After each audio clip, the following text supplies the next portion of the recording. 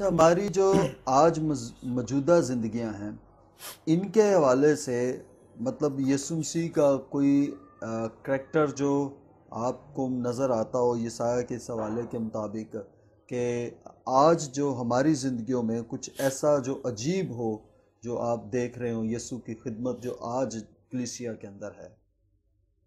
آج بھی کلیسیا میں یسوع مسیح کے نام سے عجیب و غریب کام ہو رہے ہیں، اور یہ بذات خود عجیب معاملہ ہے کہ دنیا میں اور بھی اچھے اچھے لوگ آئے ہیں، نبی، پیغمبر، رسول آئے، انہوں نے بڑے اچھے کام کیے اور بڑی قدرت والے کام کیے، انہوں نے معجزات بھی کیے، مگر ان کا نام لینے سے آج ہم کوئی آگے معجزہ نہیں کر سکتے۔ مگر یسوع مسیح نے ہمیں یہ اختیار بخشا ہے کہ ان کا نام لینے سے ہم آگے معجزہ کر سکتے ہیں، اور ہمیں اس کا انتظار کرنے کی ضرورت نہیں ہے کہ ہم یسوع مسیح سے پوچھیں اور پھر معجزہ کریں۔ بس ایمان رکھنے کی ضرورت ہے کہ اس نے ہمیں اختیار دیا ہے، اور اس پر ایمان رکھنے والا کوئی بھی بندہ وہ اس کا نام لیتا ہے اور دعا کرتا ہے تو معجزہ ہوتا ہے اس کے ایمان کے قابلیت کے مطابق۔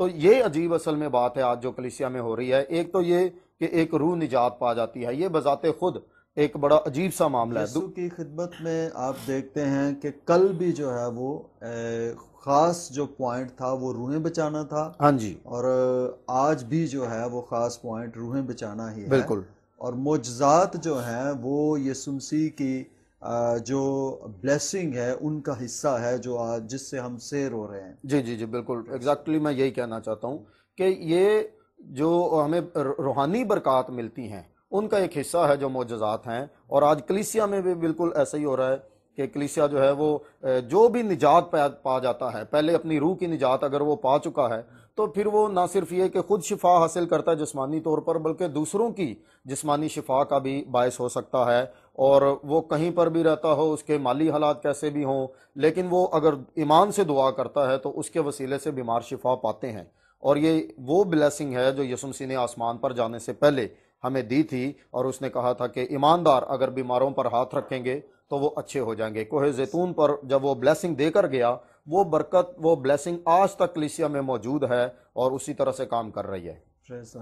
پر سب یسوع مسیح کی صلیبی موت کے تعلق سے کوئی ایسی بات ہے جو آپ کو عجیب نظر آتی ہو؟ کیونکہ صلیب دیا جانا تو ایک روٹین کا کام تھا ان کا، کہ روٹین سے جو ہے وہ پہلے بھی لوگوں کو صلیبیں دی جاتی تھی، بعد میں بھی دی گئی، تو یسوع کو بھی صلیب دیا گیا۔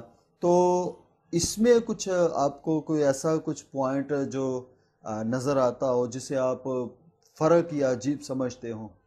دیکھیں، جیسے یسوع مسیح کی پیدائش کے موقع پر ہر نقطہ، ہر قدم ہم دیکھتے ہیں کہ عجیب ہی نظر آتا ہے۔ فرشتے آسمان سے آ رہے ہیں، عام انسانوں کو نظر آ رہے ہیں، گڈریوں کو، مجوسیوں کو آسمان سے خبریں مل رہی ہیں، اور اسی طرح یوسف کو بار بار خواب میں فرشتے دکھائی دے رہے ہیں۔ مطلب عجیب و غریب سے کام وہاں پر ہوتے ہوئے ہمیں نظر آ رہے ہیں۔ اسی طرح جب یسوع مسیح دنیا سے واپس جا رہا ہے تو وہاں پر بھی ہر قدم پر ہمیں عجیب و غریب کام نظر آتے ہیں، اور ہر نقطہ اگر اٹھا کر دیکھیں، اس پر غور کریں تو عجیب ہی ہے۔ جیسا کہ اس کا پکڑوایا جانا، پیشن گوئیوں کے عین مطابق اس کا پکڑوایا جانا، اور اس کے جو صلیبی کلمات ہیں وہ پیشن گوئیوں کے مطابق کیے جا رہے ہیں، اور خدا کی ہیکل جو ہے اس کا پردہ وہ پھٹ کر دو ٹکڑے ہوتا ہے، یہ عجیب و غریب معاملہ ہے۔ ایک بھونچال آنا، یہ عجیب و غریب معاملہ ہے۔ اور پھر اوپر سے یہ کہ وہ صوبے دار جو یسوع مسیح کو مصلوب کرتا ہے، وہ اپنی ٹیم کے ساتھ مل کر اس کو صلیب چڑھاتا ہے، اس نے جب یسوع مسیح کو اس طرح جان دیتے ہوئے دیکھا تو وہ یہ اقرار کرنے پر مجبور ہو گیا کہ یہ فی الحقیقت خدا کا بیٹا تھا۔ اس نے اقرار کیا، ورنہ ایک وہ بندہ جو آپ کو خود ہی پھانسی چڑھا رہا ہو وہی آپ کی بے گناہی کا اقرار کرے تو یہ یقیناً ایک جو ہے وہ قابل داد بات ہے۔ اس کے علاوہ پھر جن لوگوں نے یسوع مسیح کا مقدمہ فیس کیا، میں ہیرودیس کی اور پلاطس کی بات کر رہا ہوں، وہاں بھی ہمیں پتہ چلتا ہے کہ وہ یہ ماننے پر مجبور ہیں کہ یسوع مسیح راست باز تھا اور اس میں گناہ نہیں تھا۔ اب اس میں عجیب بات یہ بھی ایک پہلو عجیب یہ بھی ہے کہ حالانکہ وہ مان رہے ہیں، پلاطس بھی ہاتھ دھو رہا ہے، لیکن وہ اس کو بچا نہیں سکتا، وہ کہہ رہا ہے کہ یہ بے قصور ہے، اس کے باوجود بھی اسے مصلوبیت کے لیے دے دیا۔ اس کی بیوی یہ اس کو پیغام بھجواتی ہے اور کہتی ہے اس راست باز سے کوئی کام نہ رکھنا، اس کے باوجود بھی یسوع مصلوب کیا جاتا ہے۔ وہ جو وہاں پر موجود ہیں سپاہی، وہ بھی یسوع مسیح کے مصلوبیت کے بارے میں جو پیشن گوئیاں ان کو پورا کرنے کا حصہ بن رہے ہیں، جیسا کہ اس کے پوشاک پر قرعہ ڈالا جانا، یہ پیشن گوئیوں کے عین مطابق ہوا، اس کو سرکہ پلایا جانا، یہ مطلب یہ سپاہیوں کے وسیلے سے پیشن گوئیاں پوری ہوئیں، اور لیکن پھر بھی وہ مصلوب ہو رہا ہے۔ تو یہ بذات خود ایک عجیب و غریب معاملہ ہے۔ اور پھر سب سے بڑی یہ بابرکت بات مجھے لگتی ہے کہ یہ سایہ کی کتاب میں جو تصویر 53ویں باب میں بتائی گئی ہے یسوع مسیح کی مصلوبیت کی، وہ بالکل ہمیں یہاں پوری ہوتی ہوئی نظر آتی ہے۔ تو ہر قدم عجیب ہے، ہر بات عجیب ہے، جس بات کو بھی اٹھائیں وہ ہمارے لیے حیرانگی کی بات ہوتی ہے، اور جتنا زیادہ اس کو ریڈ کریں اتنا زیادہ متاثر کرتی ہے۔ اچھا پرسپ، آج جو لوگ یسوع مسیح کو نہیں جانتے اور وہ ان باتوں کو لے کر جو ہے وہ بہت ساری باتوں میں الجھے ہوئے ہیں، تو کوئی ایسا پیغام جو آپ کے دل میں ہو، آپ ان لوگوں کے لیے آج ایک اچھا موقع ہے، آپ کی آواز دوسروں تک جا سکتی ہے، تو آپ کوئی پیغام ان تک پہنچانا چاہتے ہوں جو آپ کے دل کا بوجھ ہو، تو آپ کچھ شیئر کرنا چاہتے ہیں؟ بالکل، میں چونکہ آج گفتگو اسی حوالے سے ہو رہی ہے تو میں صرف اسی نقطے کو لے کر میسج دوں گا کہ وہ جو عجیب ہے، اگر ہم اس پر ایمان رکھیں تو پھر وہ اپنی قدرت ہماری زندگیوں میں جب ظاہر کرے گا تو وہ بھی عجیب ہی ہوگی۔ کبھی کبھی ہم مالی حالات سے تنگ ہوتے ہیں، پریشان ہوتے ہیں، تو ہم سمجھتے ہیں کہ پتہ نہیں کیا ہوگا، بل کیسے بھریں گے، بچوں کی فیس کیسے بھریں گے، وغیرہ وغیرہ۔ لیکن وہ جو عجیب ہے اس کا مہیا کرنے کا انداز عجیب ہے۔ دیکھیں وہاں روٹی نہیں ہے، 5000 کو جب کھانا کھلایا تو تھوڑی سی روٹی سے ہزاروں لوگوں کو سیر کر دیا۔ کیا آج وہ اگر ہم بھوکے ہوں تو ہمیں سیر نہیں کر سکتا؟ پھر ذرا یہ دیکھیں کہ ٹیکس دینے کے لیے پترس کے پاس جب لوگ آتے ہیں نیم مسکال لینے والے، تو وہ آ کر استاد سے، خداوند سے کہتا ہے خداوند نیم مسکال لینے والے آئے ہیں۔ اب یسوع نے اپنا بھی ٹیکس دینا ہے، پترس کا بھی ٹیکس دینا ہے، اور پترس کو یسوع کہتا ہے کہ تو دریا میں جا کر بنسی ڈال، وہاں پر سب سے پہلے جو مچھلی تیری کنڈی میں آئے گی اس کو پکڑ لینا، اس کا منہ کھولنا، اس کے اندر ایک مسکال ہوگا وہ نکال لینا، اور باقی کی مچھلیاں پھر پکڑ لینا۔ اس مسکال کو اپنے ٹیکس کے طور پر اور میرے ٹیکس کے طور پر آدھا مسکال تمہارا بھر دیا جائے گا، آدھا میرا بھر دیا جائے گا۔ یسوع نے اپنا بھی ٹیکس بھرا اور پترس کا بھی ٹیکس بھرا۔ یہ کیا یہ عجیب نہیں؟ یسوع کو کیسے پتا چلتا ہے کہ مچھلی جو سب سے پہلے اس کی کنڈی میں آئے گی اس کے منہ میں ایک مسکال ہوگا؟ اور یسوع کو کیسے پتا چلتا ہے کہ وہ دریا میں کوئی مچھلی ہے جہاں سے ہمیں ٹیکس مہیا کرنے کے لیے پیسہ مل سکتا ہے؟ تو جہاں سے ہم سوچ بھی نہیں سکتے وہاں سے خدا مہیا کرتا ہے۔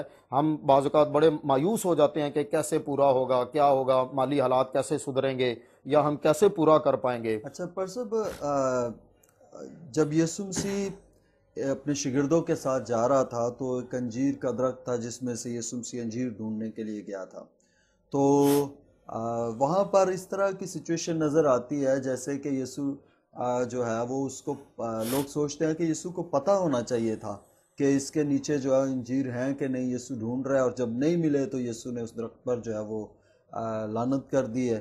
تو آپ کیا محسوس کرتے ہیں کہ یہاں پر یسوع مسیح ان کو مچھلی کے بارے میں بتا رہا ہے کہ جاؤ جا کر مچھلی پکڑو اور ایک مسکال نکلے گی، اور وہاں پہ وہ ہمیں بالکل فرق نظر آتا ہے، تو کیسے ان دونوں باتوں کو بیلنس کر سکتے ہیں؟ یہ دیکھیں یسوع مسیح کے سارے ہی کام عجیب ہیں، ٹھیک ہے؟ ہم یہ سوچ کر حیران ہوتے ہیں کہ جھیل میں اتنا زبردست طوفان آ رہا ہے، اور جو ہے جھیل جو ہے اس میں کشتی جو ہے اس میں زبردست ہچکولے لگ رہے ہیں، ایسی حالت میں کون بندہ سوتا ہے؟ مگر یسوع وہاں بڑے مزے سے، بڑے اطمینان سے، بڑے آرام سے سو رہا ہے۔ تو یہ اس کا سونا بذات خود ایک عجیب کام ہے۔ پھر جب وہ اٹھتا ہے تو اٹھ کر پانی سے بات کرتا ہے، ہوا سے بات کرتا ہے، ان کو ڈانٹتا ہے جیسے کوئی بچوں کو ڈانٹتا ہے، ایسے اس نے پانی کو ڈانٹا، ایسے اس نے ہوا کو ڈانٹا، اور انہوں نے اس کی بات مانی۔ جیسے خدا کی بات قدرت مانتی ہے، ایسے یسوع مسیح کی بات ہمیں وہاں پر مانتے ہوئے نظر آتی ہے۔ یہ اس بات کی طرف اشارہ ہے کہ وہ خدا ہے۔ اب جب ہم اس کی الوہیت کی اس طرح کی باتیں دیکھتے ہیں، سوچتے ہیں، تو وہ انجیر کا درخت، اس کے بارے میں ہم حیران ہوتے ہیں کہ وہاں پر یسوع کو پتہ ہونا چاہیے تھا کہ وہاں پر پھل نہیں ہے، لیکن وہاں پر جب ہم پڑھتے ہیں تو ہمیں پتہ چلتا ہے کہ یسوع اس پیڑ کے پاس اس لیے گیا کہ کھانے کو کچھ ہوگا۔ تو وہاں پر جو کچھ سے مراد ہے وہ اصل میں ایک پھل لگنے سے پہلے اس کے اوپر ایک پھل نما ایک اور جو ہے وہ دانے سے اگتے ہیں انجیر کے پیڑ پر، اور ان کو کھا کر بھی پیٹ جو ہے وہ بھرا جا سکتا ہے، چونکہ پتے تھے اور پتے اس ایک کچا پھل جو ہوتا تھا وہ بھی کھایا جاتا تھا. جی، جی اور آقا. اور اس پھل سے پہلے ایک اور جو ہے وہ بیر، موٹے بیر جیسا ایسے ایک وہ لگتا ہے پھل، اس کو بھی کھایا جا سکتا ہے. اب اس پر پتے تھے، اگر وہاں پر پتے ہیں تو اس کا مطلب ہے کہ وہ پھل سے پہلے جو چیز اگتی ہے نا وہاں پر، وہ وہاں ہونی چاہیے. تو یسوع وہاں گیا تھا تو اسی وجہ سے گیا تھا کہ وہاں پر وہ چیز ہونی چاہیے. لیکن اس ایک کام میں کتنے سارے کام ہو گئے، ذرا یہ سوچیں. ایک تو یہ کہ اس پر اگر پھل ہوتا تو وہ ملتا اور وہ کھایا جاتا، لیکن وہ نہیں تھا، اس پر یسوع مسیح نے لعنت کی. یسوع مسیح نے کبھی کسی پر لعنت نہیں کی، سب کو برکت ہی ملی اس کی ذات سے، اور جنہوں نے مانگا نہیں انہوں نے بھی پلڑا چھو کر ہی شفا پا لی. پر صاحب کیا یہاں پہ ایسا نہیں نظر آ رہا کہ اگر یسوع مسیح غیب کا علم رکھنے والی شخصیت ہے، سب کچھ جانتا ہے، اس کے باوجود پتوں میں پھل ڈھونڈ رہا ہے، تو ہمیں ایسا نہیں نظر آ رہا کہ یسوع مسیح اس درخت کی کے ساتھ جو واقعہ ہوا اس کے پیچھے یسوع کی کچھ سوچ تھی کہ کچھ سکھانا چاہ رہا تھا وہ میں یہی بات بتا رہا ہوں، مطلب کہ ایک پیڑ ہے، اب پتہ چل رہا ہے کہ اس موسم میں اس پر وہ پھل نما چیز جو ہے وہ ہونی چاہیے، لیکن نہیں ہے، تو یسوع مسیح اس پر لعنت کرتا ہے.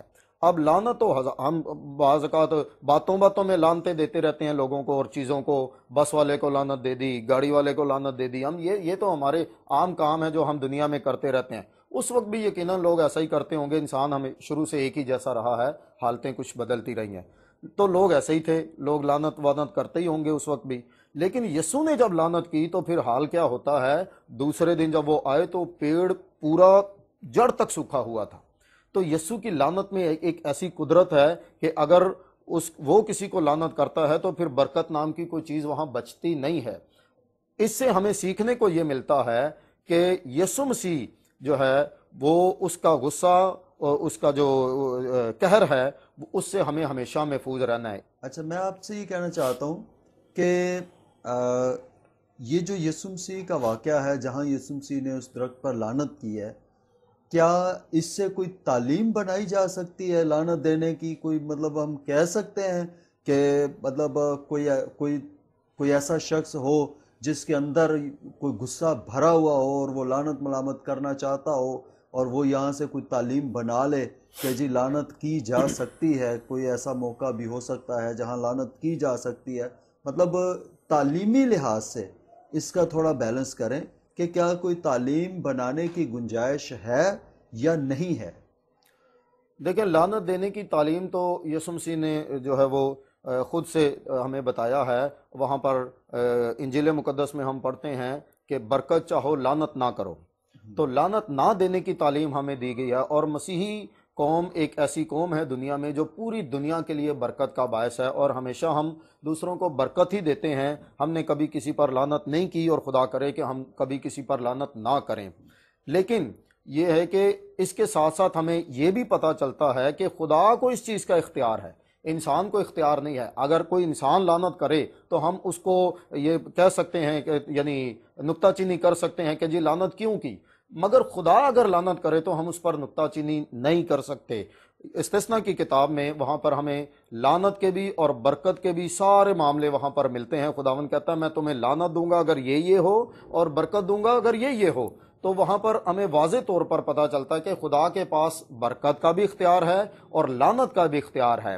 جب ہم برکت دیتے ہیں تو اس میں بھی چونکہ ہم خدا کی صورت پر پیدا کیے گئے تو کچھ طاقت ہوتی ہے، کچھ پاور ہوتی ہے. اسی طرح اگر ہم کسی پر لعنت کریں تو اس میں بھی کچھ پاور، کچھ طاقت ہوتی ہے. اسی وجہ سے خدا نے ہمیں منع کیا ہے کہ کسی کو لعنت نہیں کرنی، اور خاص طور پر ہمیں غصہ کرنے سے بھی اسی لیے منع کیا گیا ہے کہ غصے میں بعض اوقات اگر ہمارے منہ سے کوئی لفظ نکلے، انسان کے الفاظ میں طاقت ہے تو وہ کچھ خطرہ دے سکتے ہیں. مجھے یہاں پہ یہ چیز نظر آ رہی ہے کہ ہم وہ ہیں جن کو فالو کرنا ہے احکامات کو جو خدا نے ہمیں دیے ہیں.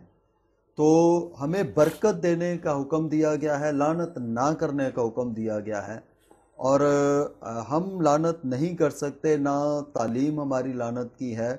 تو وہاں پر جو واقعہ ہوا ہے وہ اپنے اندر آپ ایک الگ نوعیت کا واقعہ ہے جو محض کچھ سکھانے کے لیے یسوع مسیح نے کیا ہے. کیا اس طرح سے ہم اس کو دیکھ سکتے ہیں؟ دیکھیں یسوع مسیح کے تو سارے ہی کام اور اس کی ساری باتیں جو ہیں وہ ہمیں سکھانے کے لیے ہیں. اس نے ہمیں نمونہ دیا، اس نے ہمیں سکھایا کہ ہمیں کیا کرنا چاہیے اور کیا نہیں کرنا چاہیے. لیکن اس کے ساتھ ساتھ ہمیں ہمیشہ یہ یاد رکھنا چاہیے کہ ہم خدا کی نقل اتارنے کی کوشش نہ کریں.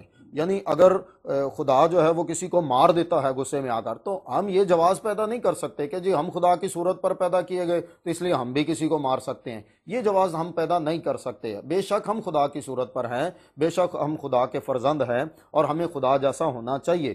لیکن ہم خدا کی ساری قدرت کی نقل اتارنے کی کوشش کریں گے تو جو ہمارے پاس موجودہ برکت ہے اس سے بھی ہاتھ دھو بیٹھیں گے اور وہ بھی ہمارے پاس نہیں رہے گی. اس نے تو گناہ معاف کیے، اس نے زندگی دی، مردوں کو زندہ کیا، 4 دن کے لازر کو اس نے زندہ کیا. تو اس کا مطلب یہ نہیں کہ ہم بھی 4 دن بعد قبر پر جا کر آوازیں لگانا شروع کر دیں. مگر ہمیں یہ ایمان رکھنا چاہیے کہ اگر ہم خدا پر ایمان رکھیں تو خداوند ہمارے لیے بھی کچھ بھی جو بھی ہم ایمان سے چاہیں وہ کر سکتا ہے. یہ ایک اس میں ایک عکس بھی پر سب نظر آتا ہے، عدالت کا ایک عکس بھی نظر آتا ہے. جی بالکل. میں یہی اسی طرح یہی بات میں کر رہا تھا کہ لعنت اور برکت دونوں خدا کے پاس ہیں، اور ہمیں یہ یاد رکھنا چاہیے کہ کسی بھی طور سے یسوع کے قہر کے نیچے نہ آئیں، اس کا جو غضب ہے اس کے نیچے نہ آئیں. اب وہ جو تعلیم والی بات آپ نے کی تھی، واپس ذرا اس طرف چلتے ہیں.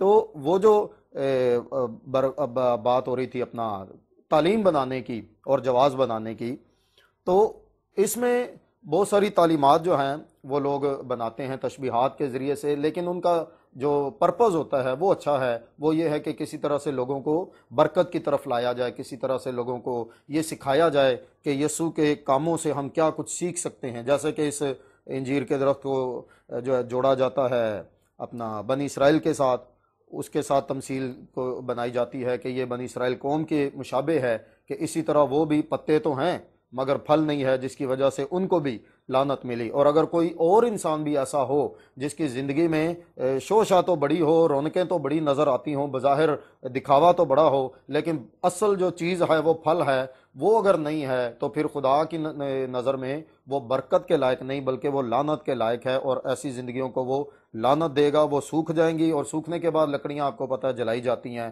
آگ اور گندک سے جلنے والی جھیل میں جائیں گی. تو پرسب میں یہ چاہتا ہوں کہ ایسے لوگ جنہوں نے ابھی تک توبہ نہیں کی، یا ایسے لوگ جو یسوع کے بارے میں نہیں جانتے، تو ان کے متعلق آپ ایک مختصر سا پیغام جو ہے وہ دیں ان کے لیے کہ کیوں یہ ضروری ہے کہ وہ یسوع کو جانیں، کیوں یہ ضروری ہے کہ وہ یسوع کے بارے میں تعلیم حاصل کریں، سیکھیں اور یسوع مسیح پر ایمان لائے.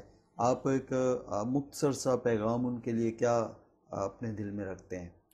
یسوع کو جاننا اس لیے ضروری ہے کہ یسوع زندگی ہے، وہ راہ، حق اور زندگی ہے، اور اس کو بغیر جانے نہ تو ہم راہ پر ہو سکتے ہیں، نہ ہی حق پر ہو سکتے ہیں، اور نہ ہی زندگی پا سکتے ہیں. اگر ٹھیک راہ پر چلنا ہے تو وہ راہ یسوع ہے. مطلب وہ راہ دکھانے والا ہے وہ ایک الگ معاملہ ہے، مگر وہ راہ بھی خود ہی ہے. اور اسی طرح سے وہ سچائی صرف بتانے والا نہیں بلکہ وہ بذات خود سچائی ہے. اور اسی طرح سے وہ زندگی دکھانے والا یا دینے والا نہیں بلکہ وہ بذات خود زندگی ہے. وہ راہ بھی ہے، حق بھی ہے اور زندگی بھی ہے. اس لیے یسوع کو جاننا انتہائی ضروری ہے، زندگی اس کے بغیر نہیں. لیکن ایک اور معاملہ یہاں پر یہ ہے کہ جب ہم یسوع کو جانتے ہیں اور اس کو جاننے کی طرف ہم بڑھتے ہیں تو پھر اور ایسے حالات پیدا ہوتے ہیں کہ ہمارے اندر سے یہ سوال پیدا ہوتا ہے کہ یسوع ہے کون.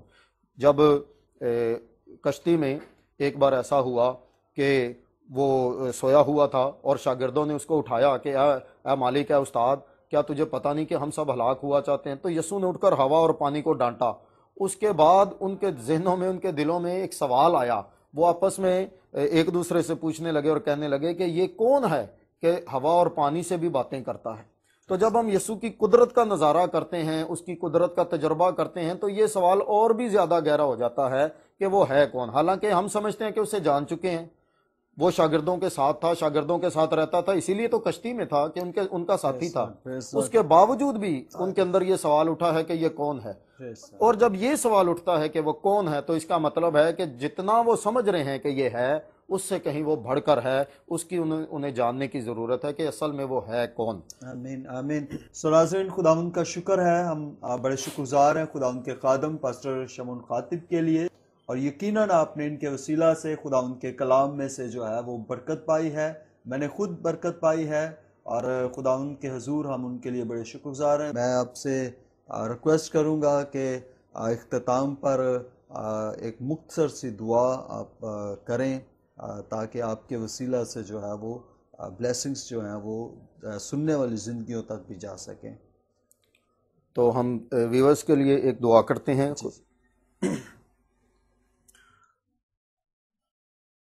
اے خداوند یسوع، تو جو عجیب ہے، ہم تیری عجیب قدرت، تیرے عجیب کام کے بارے میں جتنا بھی جاننا چاہیں، ہم تجھے پورے طور پر کبھی نہیں جان پائیں گے۔ تیرے فضل کے لیے، تیری شفقت، تیری رحمت کے لیے ہم تیرے شکر گزار ہیں، اور ہم تیرا شکریہ ادا کرتے ہیں کہ تو ہماری زندگی میں عجیب طور سے کام کرتا ہے۔ اس وقت اے عجیب یسوع، ہم تیری منت کرتے ہیں ہم پر، اور خاص طور پر اس پروگرام کو دیکھنے والی ہر ایک زندگی پر اپنی عجیب قدرت کو ظاہر فرما۔ عجیب و غریب طور سے زندگیوں میں، گھرانوں میں، خاندانوں میں اتر آ اور کام کر، تاکہ ہر ایک لب پر، ہر ایک زبان پر، تمام ہونٹوں پر تیری شکر گزاری ہو اور تیری بڑائی ہو، تیرا اقرار ہو کہ تو خداوند ہے، تیرے نام کو عزت ملے، تیرے نام کو جلال ملے۔ خداوند یسوع، تیرے فضل کے لیے، تیری رحمت کے لیے ہم ملتجی ہیں، منت کرتے ہیں کہ اپنا فضل ہم پر برسا۔ تیرا فضل جو عظیم ہے، جو عجیب ہے، کثرت سے ہمیں حاصل ہو۔ تیرے جلالی نام کے سبب سے ہم یہ سب کچھ مانگتے اور پاتے ہیں، آمین۔ آمین۔ تھینک یو پاسٹر صاحب، خداوند آپ کو شکریہ۔ برکت دے جی، آپ کی آمد کے لیے بہت شکریہ۔ Thank you, God bless you.